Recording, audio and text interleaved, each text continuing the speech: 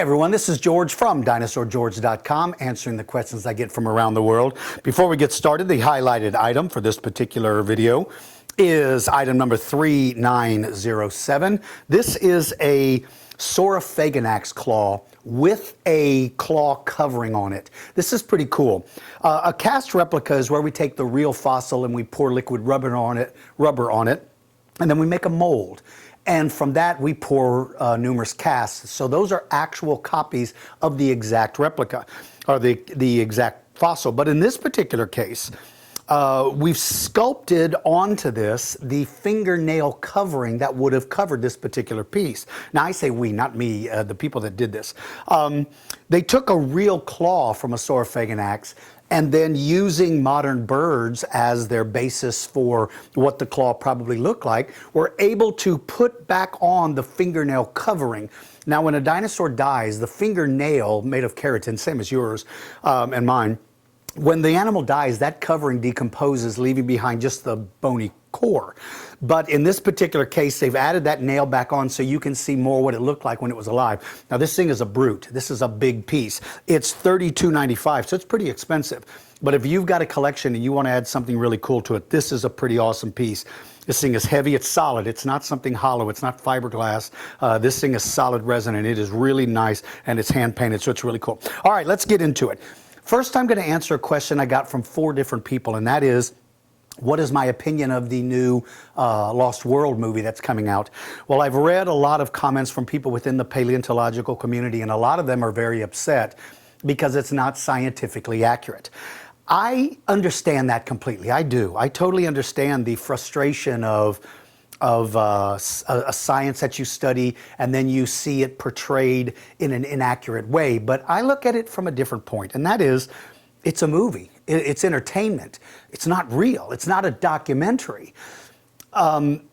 Yes, I find it frustrating that people will watch that movie, and especially young people will come away with believing what they saw. Well, I speak to, on average, 10,000 students a month. That's what I do for a living. And it is frustrating when they come up to me and say, you know, Dilophosaurus has a frill around his neck and can spit that black stuff in your face. Well, I don't get mad about that. I use that as an opportunity to educate, and that's how I see this movie. If there's going to be flaws in it, then to me, it means that it's a great opportunity to start a dialogue with people. Being mad about it doesn't make any sense to me. Most public are not interested in the science of paleontology. They're interested in dinosaurs. And if you made a movie around the science of paleontology, 10 people would show up and watch it. So it's an unfortunate part of reality, but that's the way it is. The public wants to be entertained. Unfortunately, they don't care so much about being educated.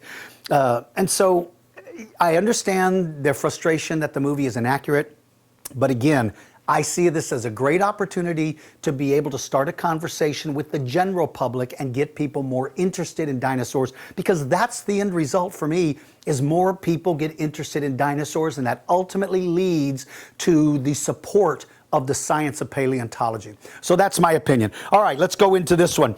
This is Nathan from Monticello, Kentucky. He says, hey, DG, hope you're having a good day. I am, Nathan. Hope you are too. My question is, when Spinosaurus hunted in the water, is it possible that he confronted or had a confrontation with Sarcosuchus? And if he did, who would win? Thanks for answering my question. Nathan, happy to do it. All right, Spinosaurus and Sarcosuchus lived together, same time, same place. They probably saw each other daily. My opinion is, when 2 enormous apex predators come in contact with each other, they probably keep a healthy distance from each other.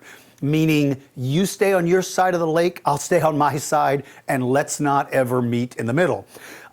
If they did, if the battle was on land, well then obviously Spinosaurus would have a great advantage over Sarcosuchus.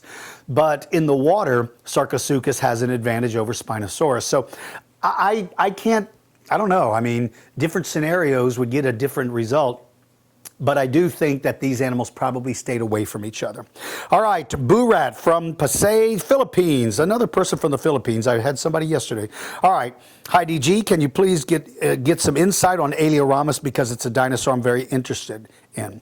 Thank you for your answers. Thank you for answering my questions, sir.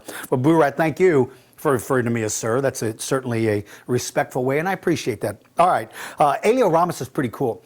Not a very big dinosaur, late Cretaceous, I believe, lived in Asia. And he's got kind of that elongated snout, kind of sort of like Spinosaurids or like Baryonyx or those guys. And so he also has very small teeth that are closely fitted together.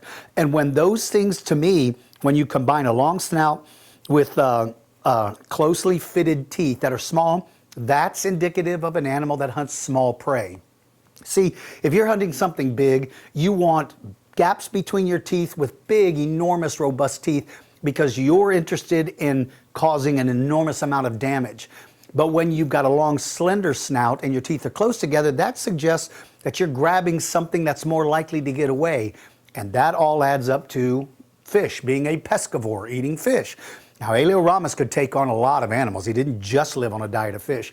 But I believe that he's better suited for catching smaller prey and not necessarily a big game hunter. That's just my opinion of him, but he's cool. I also like he's got these little bumps on the end of his nose, these little bumps. I bet they were pronounced when there was flesh on it, and they probably had some fleshy lumps, sort of like the skull you see of say, a warthog, where there's sort of fleshy bumps all over the head, and I bet you he had them, and I bet he looked pretty cool. All right, Jibril from Quezon City, Philippines, another person. Man, you guys from the Philippines are hitting this thing hard, and I'm glad your questions are making it through. All right. Hi, Mr. Blessing. First of all, Jibril, I appreciate it very much, but you are welcome to call me George or DG or Dinosaur George, whatever you want. I hope you're doing well. I am, and I hope you're doing well as well. My question for you today is if large animals like Spinosaurus would have hunted in packs. Also, who would win in a fight between a modern bear and Utah raptor? Thanks, Mr. Blasting. Okay, again, Jibril, it's good to hear from you, and please call me George or DG or Dinosaur George. All right, first question. Did Spinosaurus hunt in packs? My best guess would be no, and let me explain why. Pack hunting is something that's done when you're hunting prey bigger than yourself.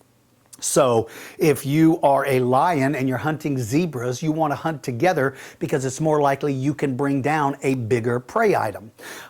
If you are a fox and you're eating rabbits, you don't need a pack with you.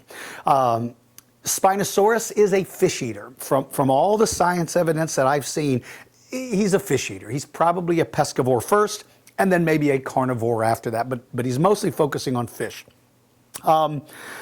When you're catching fish, you're not catching whales, you're catching fish. And so it doesn't require a bunch of other members of the family to help you catch them. In fact, it's detrimental because first, you're trying to disguise yourself, and if there's 5 or 6 of you in the water together, it makes it less likely that you're going to that you're going to be able to remain motionless, and fish aren't going to realize who you are. But if there's, 5 sets of feet in the water, and suddenly the fish are going, I don't know what this is, but this isn't normal, it's unlikely you're going to get close enough to catch them. But then if you do, you don't want to share that with anybody else because there's not that much to eat. So my best guess is Spinosaurus is a lone hunter. And also, to my knowledge, Spinosaurus is very rare anyway. I don't think there's ever been an instance where more than one Spinosaurus remains have been found in proximity to another. It happens with Allosaurus. Allosaurus, we find multiple Allosauruses together. We find multiple Albertosauruses together, multiple T-Rexes together.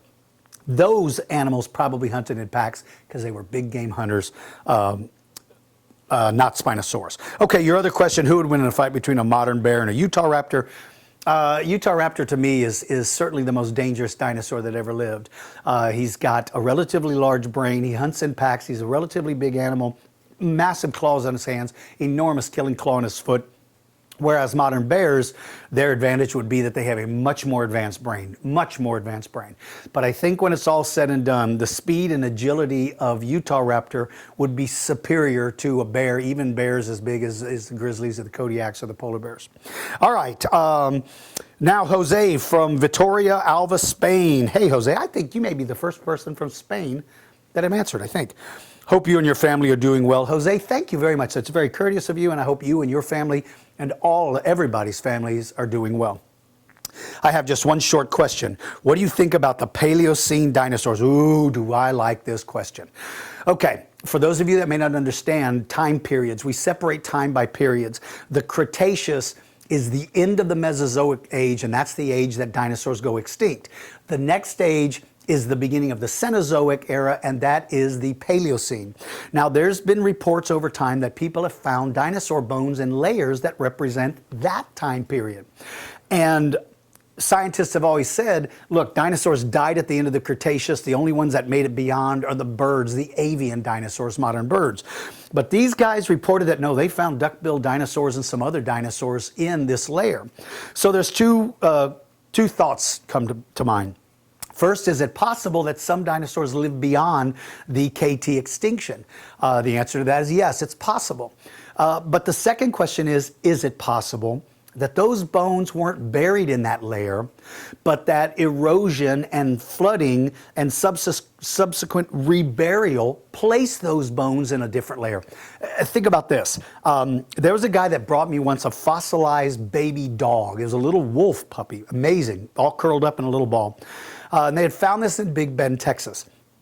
And they found it in a layer that's represented by the Cretaceous. And so they said, look, this is proof that mammals, dogs, not mammals, but dogs were living at the time of the dinosaurs. Well, it turns out that what happened is that dog was, I think, a Miocene age dog, and it simply burrowed through the ground down to a layer that represented the Cretaceous, and that's where the puppy was born. And that's where the puppy died and was buried. So he didn't live during that time period. He just burrowed down and died in that layer that represented that time period. Well, scientists are saying the same thing could have happened, but in reverse. Instead, we have bones down here, and we have a layer up here, and erosion has carried away this layer. Erosion has come down and jumbled up these bones in this time period with the mud that's flowing in. And the next thing you know, the bones are now in modern soil. But the paleontologist that found it said that cannot be the case because these skeletons are articulated, meaning they're laid out the way they died. Had the big jumble occurred, it would have messed the bones up and it would have distributed them over a great area. I don't know the answer to this, Jose. I would like to think it would be a very exciting discovery if dinosaurs indeed made it past the Cretaceous, but until the final evidence is in, I'm just going to have to reserve myself to say I don't know. Okay, if you have a question, go to my website, dinosaurgeorge.com. While you're at my website, click on the store link. Go to my store. I've got tons of stuff, really cool stuff. It's really awesome. So go to the website. Fill out the form, the Ask Dinosaur George form, submit your question. Try to keep your questions short and to the point. It's more likely they'll be read on air. Thank you guys so much, and take care of yourself, everybody, and take care of those around you. We'll see you.